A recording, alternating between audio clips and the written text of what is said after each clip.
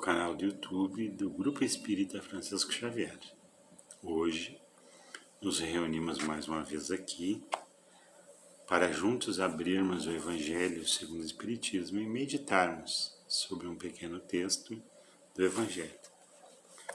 Abrimos então no capítulo 26, mais precisamente no número 4. O capítulo 26 trata de dar gratuitamente o que gratuitamente recebeste.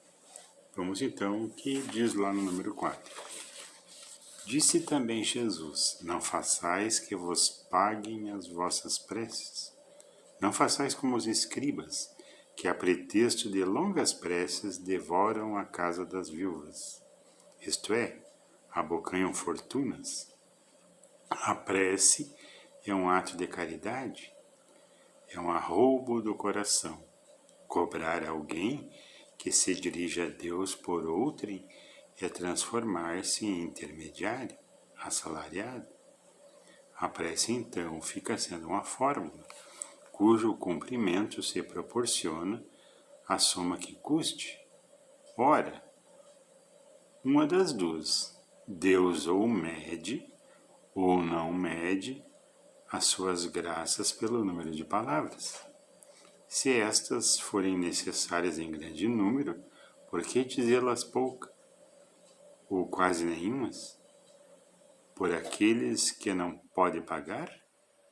É falta de caridade? Se uma só basta, é inútil dizê-las em excesso. Por que então cobrá-las? É prevaricação. Deus não vende os benefícios que concede. Como, pois, um não é sequer o distribuidor deles, que não pode garantir a sua obtenção, cobraria um pedido que talvez nenhum resultado produza? Não é possível que Deus subordine um ato de clemência, de bondade ou de justiça que da sua misericórdia se solicite a uma soma de dinheiro? Do contrário, se a soma não fosse paga ou insuficiente, a justiça, a bondade de Deus e a clemência de Deus ficariam em suspenso?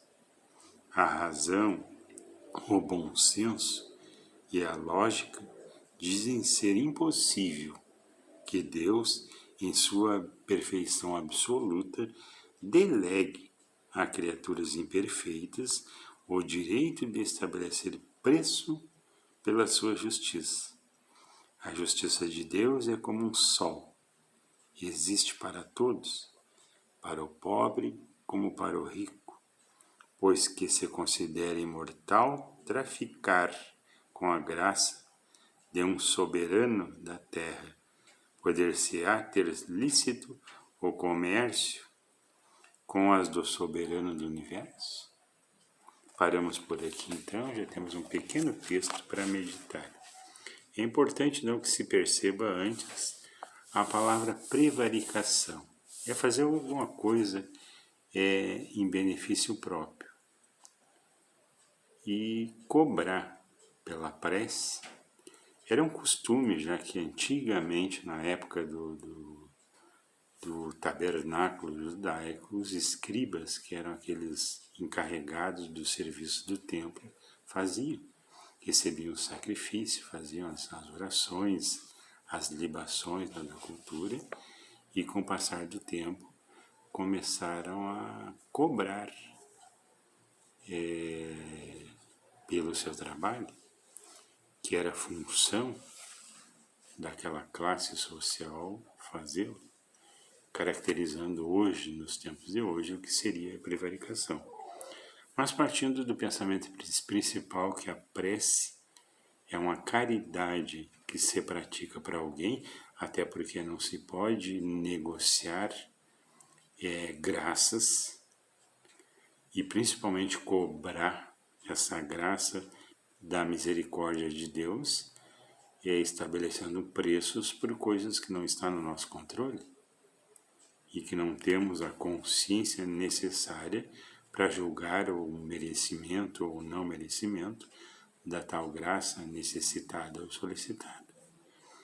Mas independente de fazer isso, quando pedimos ou intercedemos por alguém, fazemos isso por um ato de amor, por um ato de caridade, de consolo, de apoio, de ajuda a alguém que, ao nosso ver, necessita dessa ajuda. Então, é um ato de caridade. E nesse ato de caridade, não é a quantidade de palavras que importa, não é o volume da voz que se emprega, não é o show que se dá para interceder por alguém, mas o que importa aí é a intenção e o tipo de pensamento que vai produzir-se nessa prece.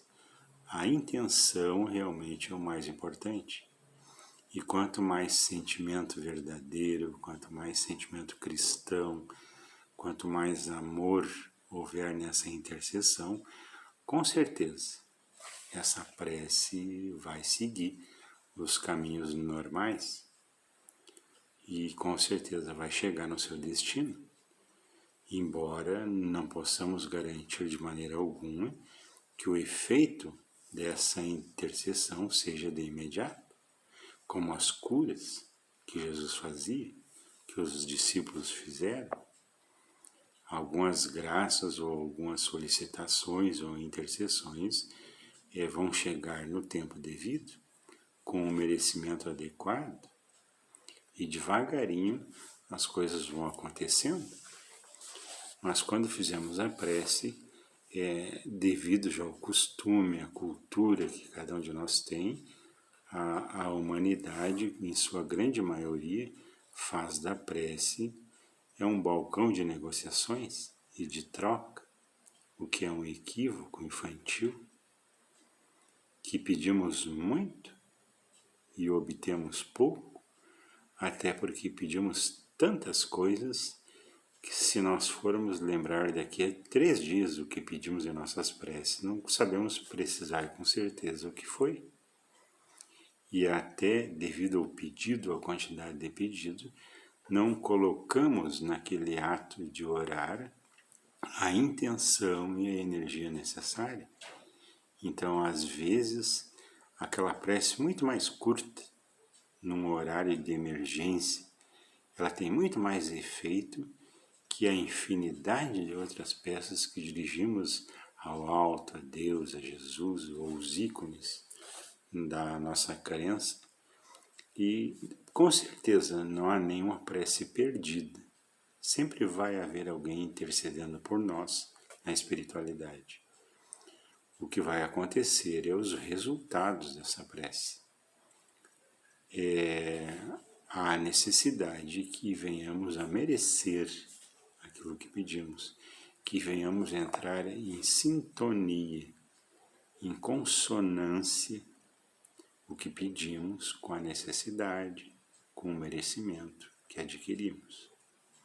Então, quantos detalhes são importantes para que a gente compreenda o ato de orar ou de rezar? Então, a prece ela não é medida então pela quantidade, pela qualidade, mas pela emoção e pelo sentimento verdadeiro que é transmitido nesse ato.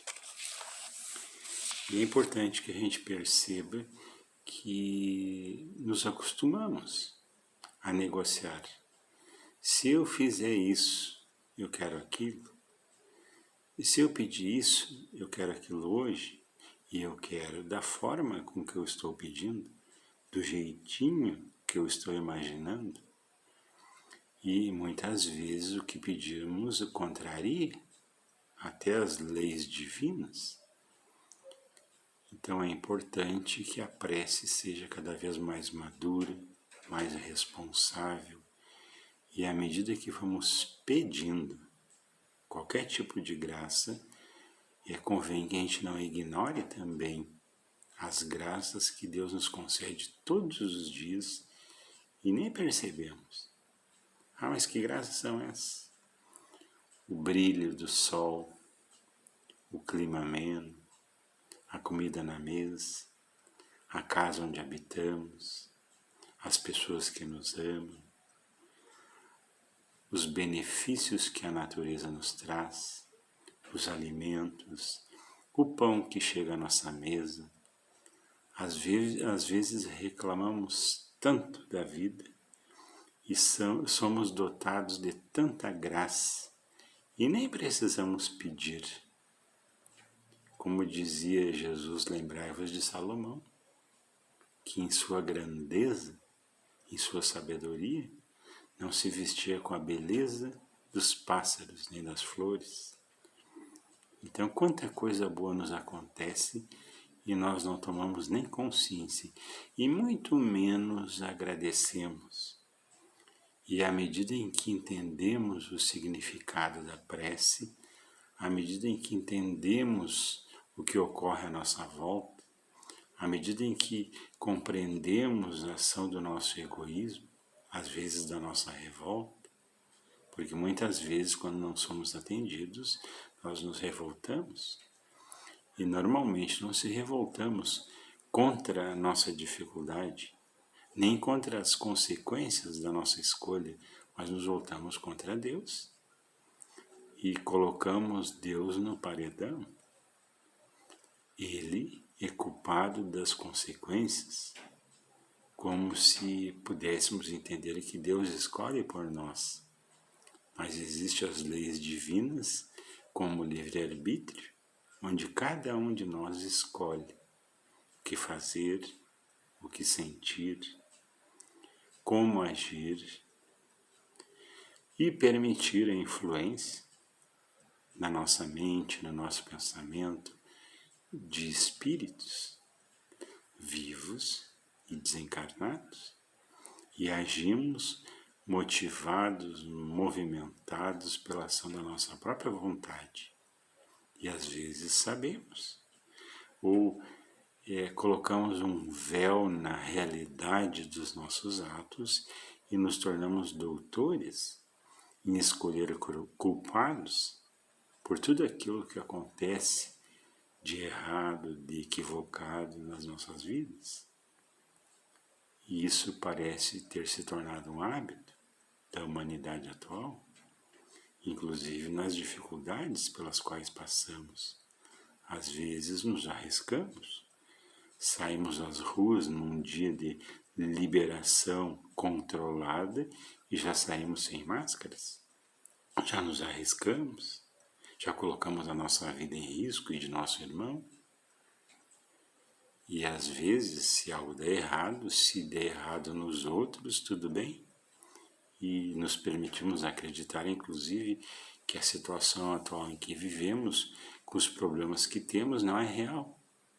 Está afetando só a família dos outros indivíduos, e alguma parcela da nossa sociedade ainda não caiu na realidade da importância do momento em que vivemos, do que temos que aprender, da forma que temos que mudar os nossos hábitos de pensar, de agir, e que venhamos a amadurecer para passar para situações melhores, mais responsáveis, onde possamos assumir os riscos que venhamos a causar no sentido de prejudicar a nós e ao nosso próximo.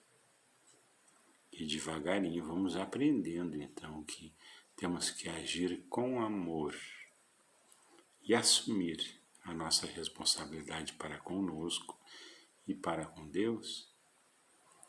Perdemos muito tempo orando, fazendo promessas inúteis, acreditando que podemos subverter a ordem divina com palavras, com emoções equivocadas, e transformamos naturalmente o banco da prece numa negociata, uma troca. Mas é importante que a gente perceba que na hora da dificuldade, e só na hora da dificuldade, nós vamos fazer preces curtas e muito mais eficiente do que aquela ladainha que nos entregamos durante os nossos dias, planejando, pedindo, negociando, e que muitas vezes só nos frustra. Isso é muito importante, então, que a gente perceba a seriedade da prece. E devagarinho vamos perceber que às vezes nós temos muito mais a agradecer a Deus do que propriamente pedir alguma coisa. Até porque para pedir alguma coisa há necessidade que a gente entenda o que precisamos realmente, o que é necessário realmente na nossa vida, na vida do nosso irmão, da nossa sociedade, do nosso país e do planeta. Hoje precisamos cuidar da saúde e vamos aprender a cuidar.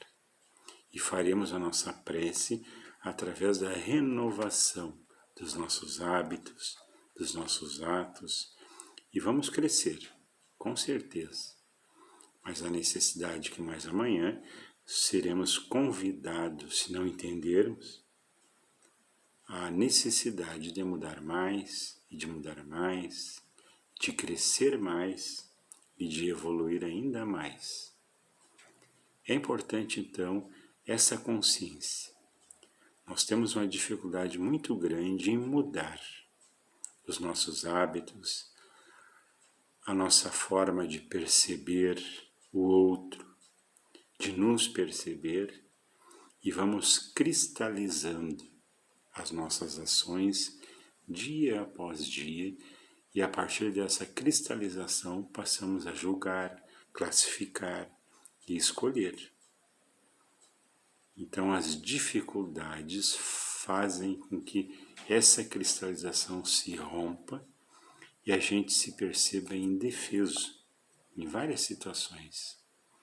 E nessas horas em que nos percebemos indefesos, em que a dificuldade nos iguala a todos, nós lembramos de Deus, lembramos de Jesus, e isso é muito bom.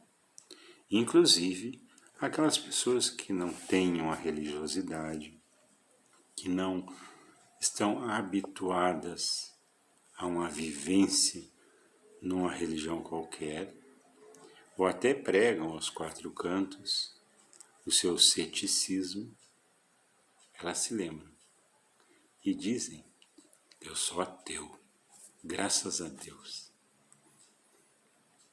Mas devagarinho a gente vai caminhando em direção a Deus. Essa é a lei que nos força, que nos conduz com muita paciência, graças à misericórdia de Deus através de milênios. Nós vamos mudando a cada vida, a cada encarnação, vamos crescendo. Aqueles que aceleram um pouco essa caminhada sofrem menos, têm menos dificuldades e têm mais condições de ajudar nossos irmãos e a nós. Mas nós, às vezes, nos desviamos, nos distraímos nessa trajetória e, portanto, em consequência, sofremos um pouco mais. Em função das nossas escolhas, nós vamos desencarnar, vamos passar por doenças, vamos passar pela dificuldade diversa, mas a cada dor nós somos conduzidos à rota. E essa condução, ela não é de imediato. Nós vamos dando volta, e vamos cada um de nós ao seu tempo e ao seu momento, retornando ao rumo do divino, ao rumo da evolução espiritual. Que hoje cada um de nós pense, então, o que estamos fazendo por ocasião da nossa oração, da nossa prece, qual é a qualidade que estamos colocando nas nossas rogativas, nos nossos agradecimentos. Estamos pensando do que realmente necessitamos no momento do pedido? Estamos agradecendo mais que pedindo? Ou pedindo mais que agradecendo? Então, a necessidade que a gente use a nossa razão, o nosso raciocínio e a nossa consciência nessa ligação com Deus e com a espiritualidade. Por hoje é só. Fiquem com Deus. Fiquem em paz. E um beijo no coração de todos.